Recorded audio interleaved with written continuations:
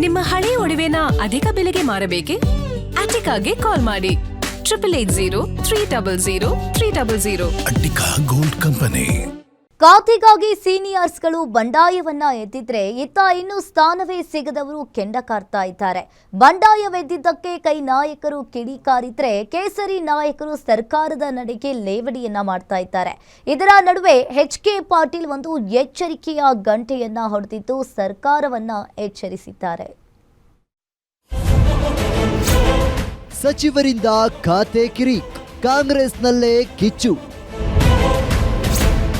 ಎಚ್ಚರಿಕೆ ಕರೆಗಂಟೆಯಿಂದ ಸೀನಿಯರ್ ಪಾಟೀಲ್.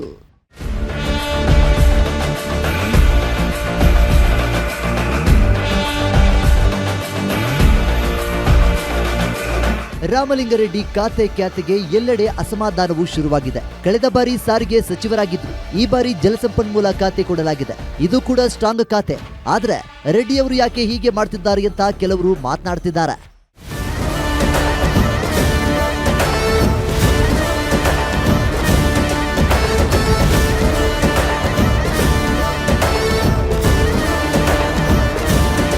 ರಾಮಲಿಂಗಾರೆಡ್ಡಿ ಹಾಗೂ ಮುನಿಯಪ್ಪನವರ ಈ ದಿಢೀರ್ ವರ್ತನೆಗೆ ರಾಜ್ಯ ಕಾಂಗ್ರೆಸ್ ನಾಯಕರೇ ಇದೀಗ ಕಿಡಿಕಿಡಿಯಾಗಿದ್ದಾರೆ. ಹಿರಿಯ ಸಚಿವರೇ ಹೀಗೆ ಮಾಡಿದ್ರೆ ಹೇಗೆ ಅಂತ ಸಚಿವರು, ಶಾಸಕರು ಅಸಮಾಧಾನ ಹೊರಹಾಕ್ತಿದ್ದಾರೆ. ಅದರಲ್ಲೂ ಈ ಹಿಂದೆ ಕಾನೂನು ಸಚಿವರಾಗಿದ್ದ ಎಚ್.ಕೆ. ಪಾಟೀಲ್ ಕೂಡ ನೂತನ ಸಚಿವರ ಖ್ಯಾತಿಗೆ ಕಿಡಿ ಪರೋಕ್ಷವಾಗಿ ಎಚ್ಚರಿಕೆ ಕೊಟ್ಟಿದ್ದಾರೆ. ರಾಮಲಿಂಗಾರೆಡ್ಡಿ ನನ್ನ ಸ್ನೇಹಿತರು, ಮನವೊಲಿಸುವ ಪ್ರಯತ್ನ ಮಾಡಿದ್ದೇನೆ. ಸಂಬಂಧಪಟ್ಟ ನಾಯಕರು ಗಮನ ಕೊಟ್ಟು ಬಗೆಹರಿಸಬೇಕು. ಇದು ಎಚ್ಚರಿಕೆ ಗಂಟೆ. ಸಂಬಂಧಪಟ್ಟ ನಾಯಕರು ಗಂಭೀರವಾಗಿ ಗಮನ ಹರಿಸಬೇಕು ಎಂದಿದ್ದಾರೆ. ಮಾನ್ಯ ರಾಮಲಿಂಗಾರೆಡ್ಡಿ ಅವರಿಗೆ ಫೋನ್ ಮುಖಾಂತರ ನಾನು ಸಂಪರ್ಕ ಮಾಡಿ ನಮ್ಮ ಹಿರಿಯ ಸ್ನೇಹಿತರವರು, ಆ ಹಿರಿಯ ಸ್ನೇಹಿತರನ್ನ ಸಮಾಧಾನ ಪಡಿಸೋದಕ್ಕೆ ಪ್ರಯತ್ನ ಪಟ್ಟೆ. ಅವ್ರಿಗೆ ಅವ್ರದ್ದೇ ಆಗಿರ್ತಕ್ಕಂಥ ವಿಷಯಗಳನ್ನು, ವಿವರಗಳನ್ನು ಹೇಳ್ತಾ ಇದ್ರು. ನಾನು ಮತ್ತೊಮ್ಮೆ ಅವರಲ್ಲಿ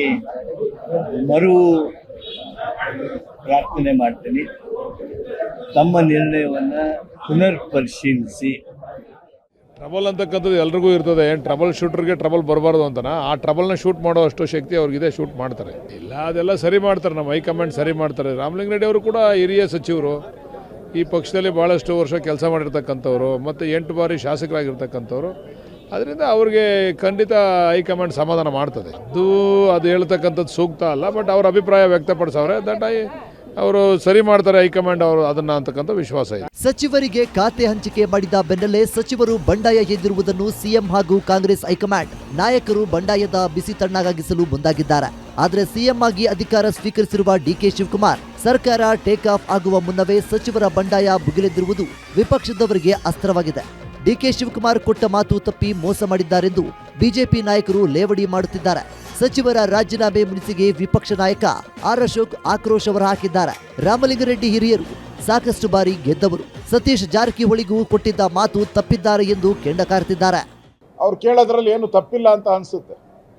ಆದರೆ ಡಿ ಕೆ ಶಿವಕುಮಾರ್ ಈ ಥರ ಮಾತು ಕೊಟ್ಟು ಮೋಸ ಮಾಡೋ ಅಂಥ ಪದ್ಧತಿ ಇದೆಯಲ್ಲ, ಅದು ಸರಿ ಇಲ್ಲ. ಸ್ವೇರಿಂಗ್ ಆದ 3 ದಿನಕ್ಕೆ ಈ ಥರ ಕೊಟ್ಟ ಮಾತನ್ನು ತಪ್ಪೋ ಅಂತ ಚಾಳಿ ಡಿ ಕೆ ಶಿವಕುಮಾರ್ ಪ್ರಾರಂಭ ಮಾಡಿದ್ದಾರೆ. ಇನ್ನೆಷ್ಟು ಜನಕ್ಕೆ ಏನೇನು ಮಾತು ಕೊಟ್ಟಿದ್ದಾರೋ, ಸತೀಶ್ ಜಾರಕಿಹೊಳಿಗೂ ಮಾತು ಕೊಟ್ಟಿದ್ರಂತೆ, ನಿನಗೆ ರಾಜ್ಯ ಅಧ್ಯಕ್ಷರು, ಕಾಂಗ್ರೆಸ್ ಅಧ್ಯಕ್ಷರು ಮಾಡ್ತೀರಿ, PWD ಮಿನಿಸ್ಟ್ರು ಮಾಡ್ತೀರಿ ಅಂತ. ಅವರು ಬೇಸರ ವ್ಯಕ್ತ ಮಾಡಿದ್ದಾರೆ. ಅವರು ನನಗೆ ಮೋಸ ಮಾಡಿದ್ದಾರೆ ಅಂತ ಹೇಳಿದ್ದಾರೆ. ಮತ್ತು ಎಚ್.ಕೆ. ಪಾಟೀಲ್ ಅವರು ಲಾ ಮಿನಿಸ್ಟರ್ ಆಗಿದ್ದಂಥವ್ರು, ಈಗ ಅವರು ಬೇಸರವನ್ನು ವ್ಯಕ್ತ ಮಾಡಿದ್ದಾರೆ.